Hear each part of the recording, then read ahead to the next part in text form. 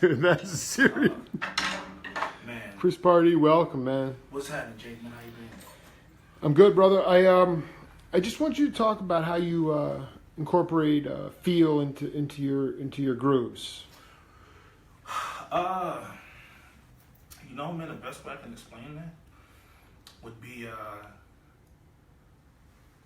I always have a feeling of seclusion, even if I'm I could be in a whole 8-7 piece group, but yeah.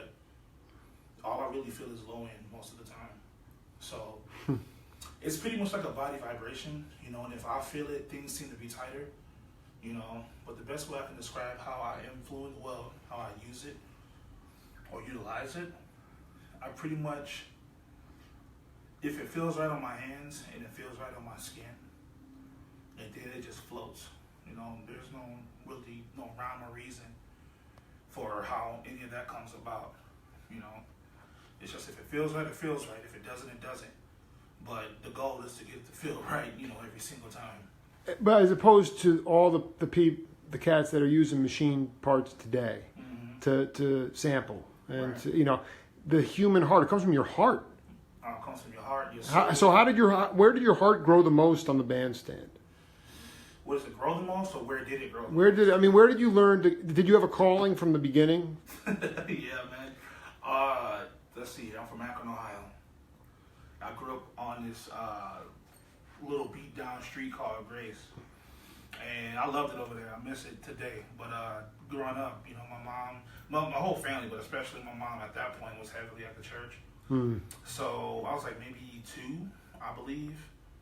And, we went to this church called Holy Trinity. And at first I wanted to play like a saxophone and a bass guitar. Because I was like, oh man, these are great instruments. Because I was influenced at that point, by people like Sade, D'Angelo, cats like that. So... You wanted to plug in. Yeah. But she took me to church.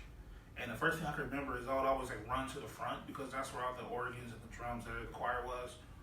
And it was a drum set. And I don't know what kid it was, but I know it had red cymbals, which I've never seen before. It had red cymbals. It was probably a beater kit. Sure. No, but it was there was a vibe to it. Oh yeah, but as a kid, I'm like, man, this it has red cymbals and the thing that caught my eye the most is I thought drums was a masculine thing.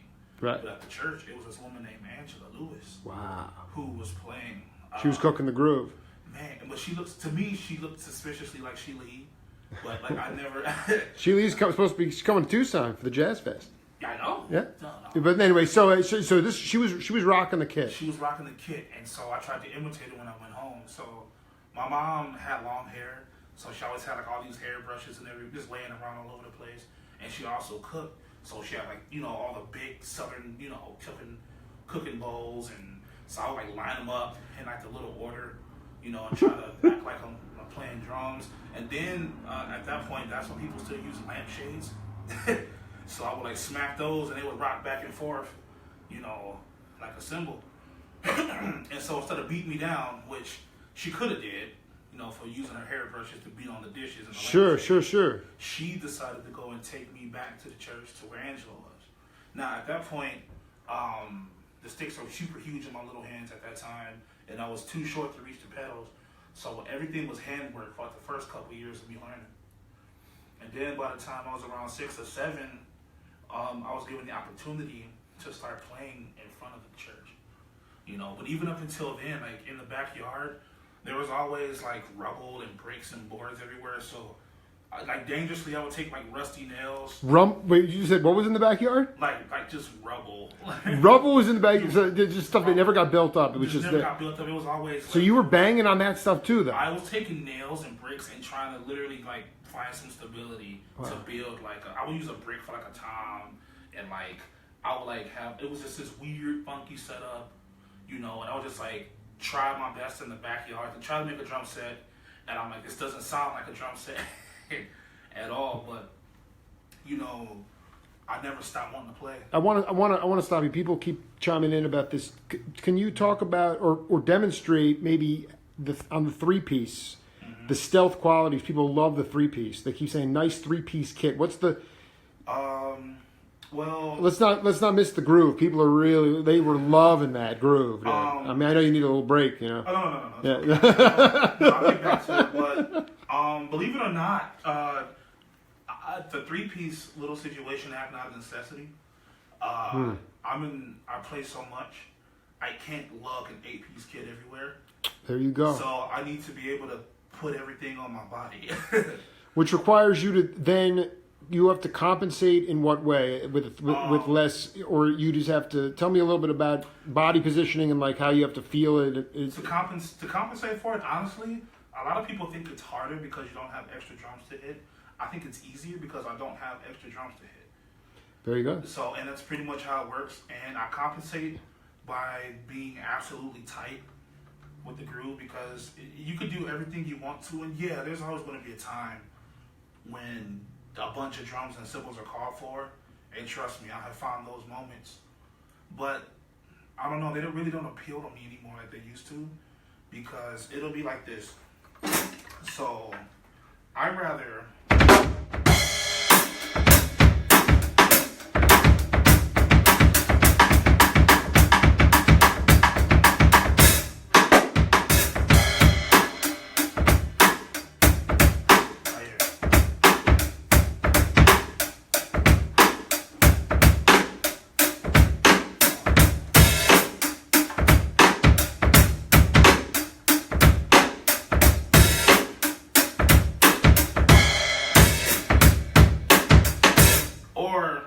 cheap things like, say, New Jack Swing was all this right here. Mm-hmm.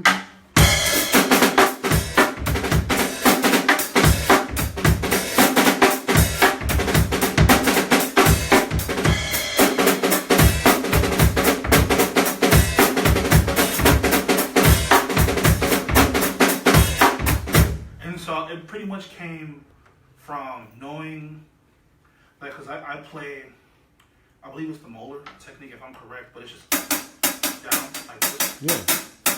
And pretty much, I'm gonna drop a stick there.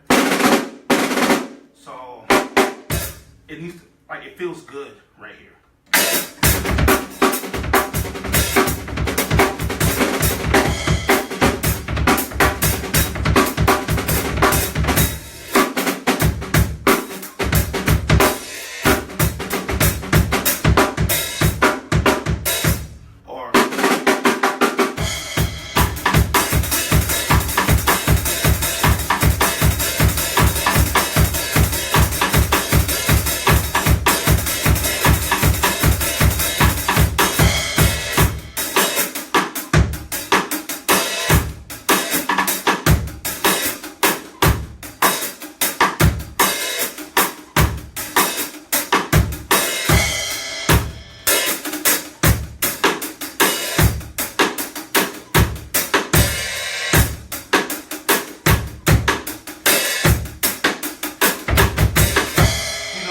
It feels cool. You know, I don't have to. I can do all that. You know, I yeah, no. I mean, but I mean, you know, but yeah. It helps me concentrate. But like, how did you learn not to wank it? You know, and like say what you need to say, but actually say a lot without being where it's like, I'm hearing the same patterns over. Like, because you were you were crossing over into everything in that jam. There was no repetition. You know? Man. Well. It's actually two. You know what? I'll give you two factors that contributed to that. First and foremost, I've always played that way. I'm kind of like an ADD drummer, unless there's a specific group that I've built to a song. So it doesn't stop. And my dad, by the name of James Little, he told me, he used to make fun of me actually. He said, "How come you could never stay with the same beat? You know, you could never stick with it." Like, you know, and he would play things like Average White Band, of course. And I'm from Ohio, so the Ohio players, Zap and Roger, things like that.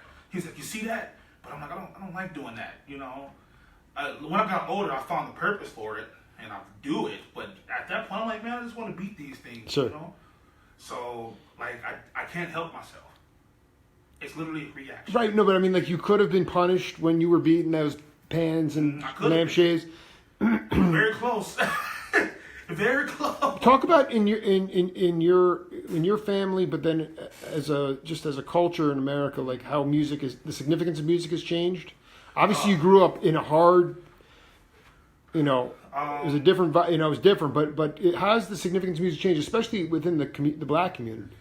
Oh man, that's a conversation I can have all day. But to sum it up, even what's your opinion? I'm going to give you my direct opinion. I'm not even going to pull any punches because I'm real as it gets. When I grew up, at least, because I grew up in the 90s. I'm a 90s kid. Yeah, me too. So back then it was, because I'm from the Midwest, mostly East Coast hip hop and jazz and all of that stuff from like Brooklyn and all of that hit my area. And it was kind of used as, one, it was motivation to get out and go do something. Or tools to go, make money the right way. Get out and grind. You know what I'm saying? Or three, it'll be used as a family function. When my dad would come home, he'd open that trunk and start bumping something. The neighborhood kids would just come out and we'd use like 3 front yards as a football field to play football. And the influences of it. It wasn't out here. Well, I'm not gonna lie. Most of that hip hop in the 90s, as great as it was. The golden era. Yeah, the golden.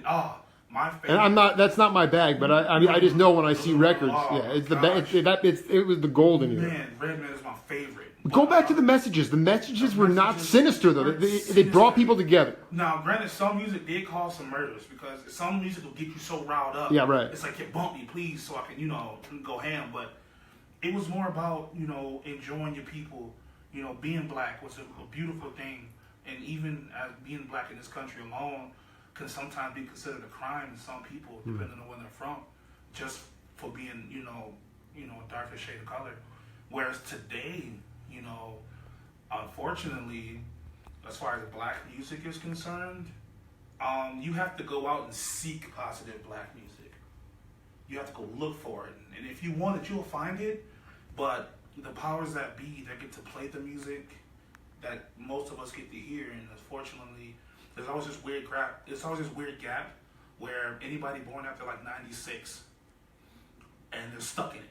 And so you get all the music that's promoting kids, or even adults, they're on like lean and promethazine, doing pills, coke, like all of that. Right. That was my freshman year of college. It was but that you're saying that there's been cats are in a rut. And it's feeding us. Right. It's like feeding my people, my culture. Oh yeah. And it's diluting my culture from what original hip hop and black music was supposed to be.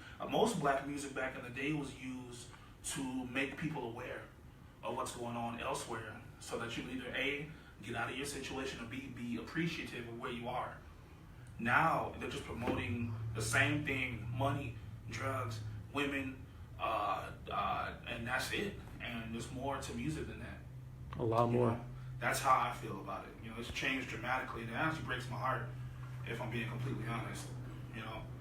But it's people like me who grew up with those certain values, who are young enough to be able to reach out, man, you don't gotta take this route.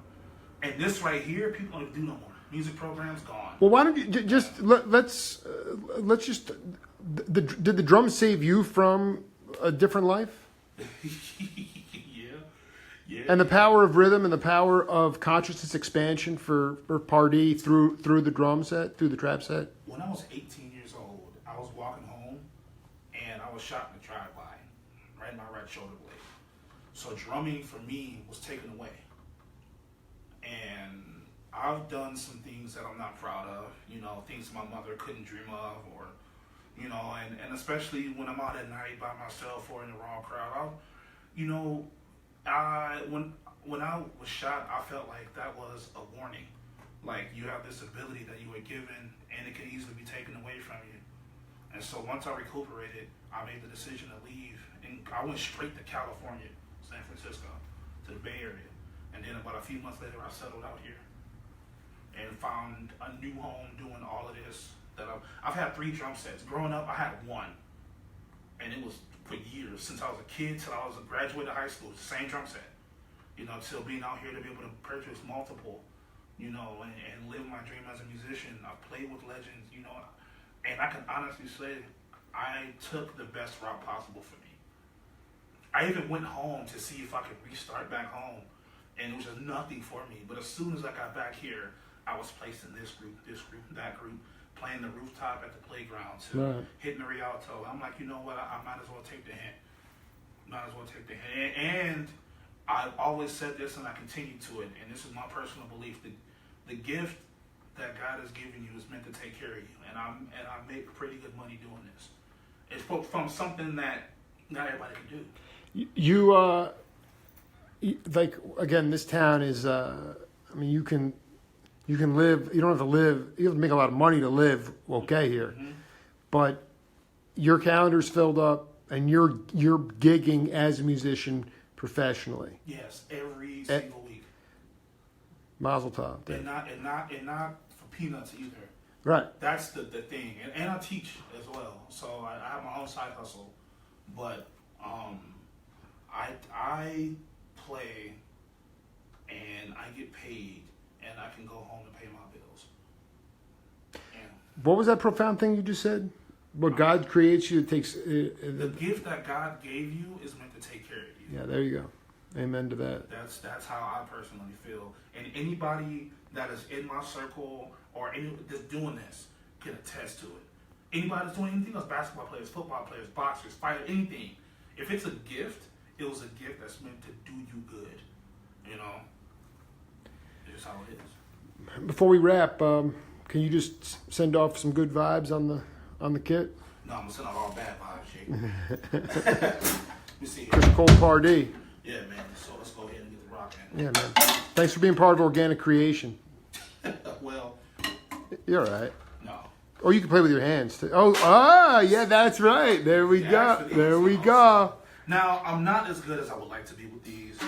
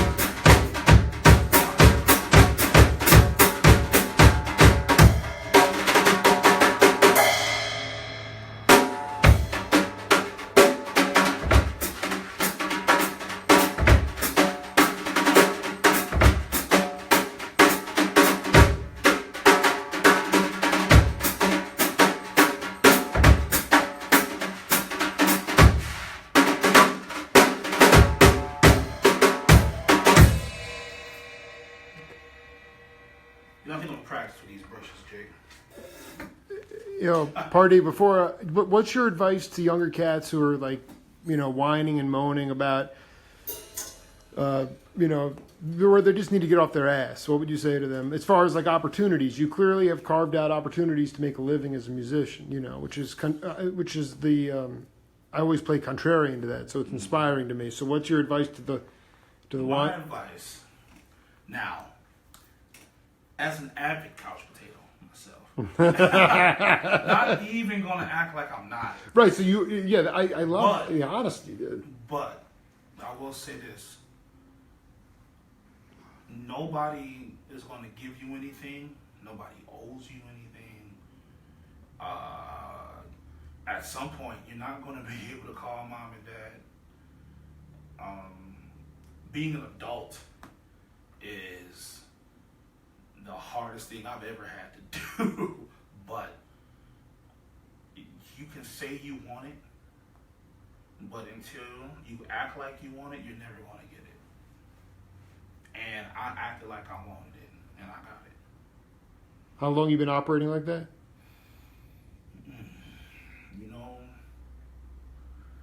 when a man by the name of Billy Stokes gave me $100 to put my first drum set on Elway out here, and I didn't want to take that generous favor for granted. And once I got that first kit, I joined my first group, did multiple shows, played at the TCC, opened for Lakeside, One Way, the Barcades. I've played with legends like Neon Prophet. You know, those guys may be here, but they've been around for 30-some odd years. Got to play alongside and meet cats like Chip Ritter, Carl Cherry. So your advice to younger cats is get out and play with as many people as possible. Play for nothing. Play for something. Right. Play on the street corner. If you see the street performers, join in. Do something. If you feel like this is what you want to do, it's all around you. You just gotta go look for it. And once you look for it, and once you let people know that you want it, you'll find it. Just like trouble. You go looking for it hard enough, you'll find it. Everybody wants to find trouble, but nobody wants to find a dream, man. That's the sad part. Chris Cole-Partee, just a mind-blowing hang, man. Thank you so much for being part of the Jake Feinberg Show. Thanks for inviting me, man. I love coming here, dude. You're always an awesome guy. See you soon, brother. Absolutely.